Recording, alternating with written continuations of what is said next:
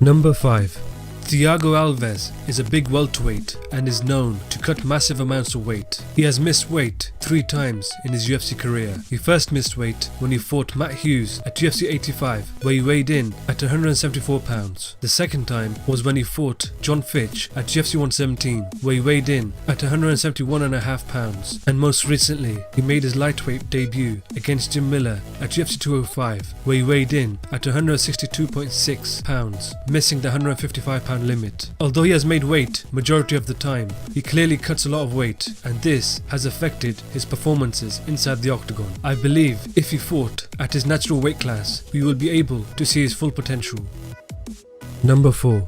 Kelvin Gastelum is known to cut a lot of weight when he has tried to make the 170 pound welterweight limit and has missed weight 3 times in his UFC career. He missed weight when he fought Nico Musoki at UFC Fight Night 44, where he weighed in at 172.75. The second time was when he faced Tyron Woodley at UFC 183, where he weighed in at 180 pounds. After the fight, the UFC president Dana White said that Kelvin Gastelum would have to move up to the middleweight division due to missing weight on more than one occasion. He moved to the middleweight division and looked really good, defeating Nate Marquardt by TKO in the second round at UFC 188. After the fight, he said he would get himself together and make the 170 pound limit. Dana White agreed and he fought again at 170 pounds. He next lost to Neil Magny at UFC Fight Night 78 and successfully defeated Johnny Hendrix by unanimous decision at UFC 200. He was next scheduled to face Donald Cerrone at UFC 205. On the day of the weigh-ins, he was unable to make the 170 pound limit and the fight was cancelled. The UFC president Dana White said that he would never let Kelvin Gastelum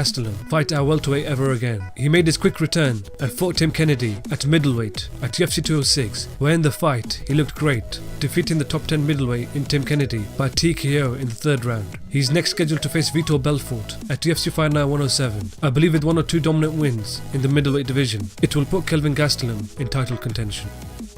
Number 3.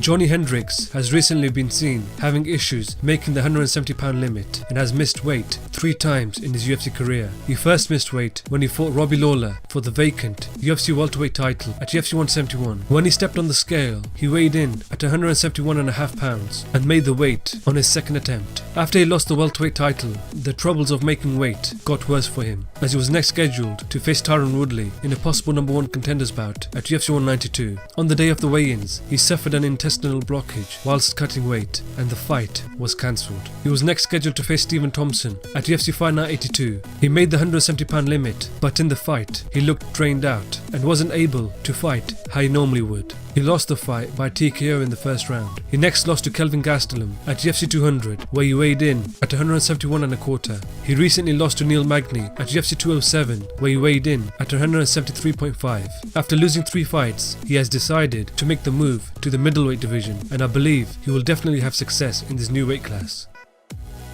Number 2. John Lineker has had issues making both the 135 pound limit and the 125 pound limit and has missed weight 5 times in his UFC career. He first missed weight when he faced Luis Gaudino at UFC on Fox 3, where he weighed in at 127 pounds. The second time was when he faced Jose Maria Tome at UFC 163, where he weighed in at 129 pounds. The third time was when he faced Phil Harris at UFC Fight Night 30, where he weighed in at 128 pounds. The fourth time was when he faced Ian McCall at UFC 183, where he weighed in at 130 pounds. He made the move back to the UFC bantamweight division and missed weight again when he faced John Dodson at UFC Fight Night 96, where he weighed in at 136.5 pounds. He just needs to sort his weight issues out to prove that he can make the weight all the time, as he is a very exciting fighter to watch.